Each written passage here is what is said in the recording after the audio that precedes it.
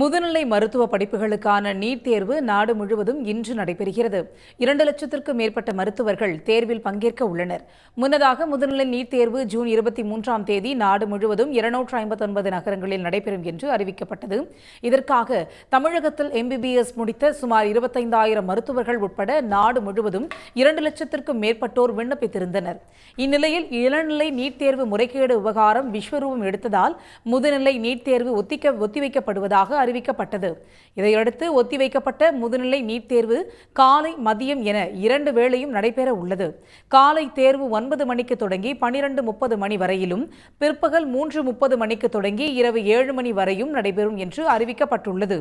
NEET தேர்வு நடைமுறை நாடு முழுவதும் பெரும் விமர்சனத்திற்கு உள்ளாகியுள்ள நிலையில் முறைகேடுகள் நடைபெறாமல் இருக்க தேர்வர்களுக்கு பல்வேறு கட்டுப்பாடுகள் விதிக்கப்பட்டுள்ளன. சன் நியூஸ் வாட்ஸ்அப் சேனலை ஃபாலோ செய்யுங்கள்.